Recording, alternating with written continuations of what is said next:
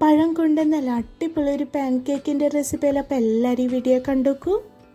നേന്ത്രപ്പഴം തൊലിയൊക്കെ കളഞ്ഞിട്ട് മിക്സി ജാറിലേക്ക് അരിഞ്ഞിട്ട് കൊടുക്കുക.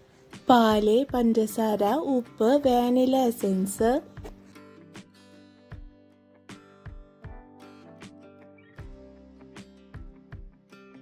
ഇത് നന്നായി ഒന്ന് അരച്ചെടുക്കുക. അരച്ചെടുത്തത് പാത്രത്തിലേക്ക് ഒഴിച്ചു കൊടുക്കുക. മൈദ, ബേക്കിംഗ് പൗഡർ, ബേക്കിംഗ് സോഡ.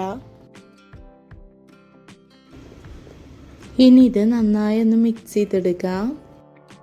ഈ ഒരു രീതിക്ക് വേണം ഇത് കിട്ടാൻ.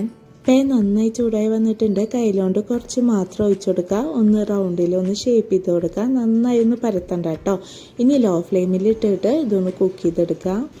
ഒരു സൈഡായിട്ടുണ്ട്, ഇനി മറിച്ചിട്ട് കൊടുക്കുക. ഇതായിട്ടുണ്ട്, പാത്രത്തിലേക്ക് മാറ്റാം. ഇതുപോലെ തന്നെ എല്ലാതും ചെയ്തെടുക്കുക. കുറച്ച് തേനും കൂടി ഇതിന് മേലേക്ക് ഒഴിച്ചെടുക്കുക. നല്ല കിട്ടിയില്ല രുചിയാണ്. എല്ലാവരും തയ്യാറാക്കി നോക്കുക. ഇഷ്ടമായെങ്കിൽ ലൈക്ക്, ഷെയർ, സബ്സ്ക്രൈബ്. അടുത്തൊരു വീഡിയോ കാണുന്നത് വരെ ബൈ.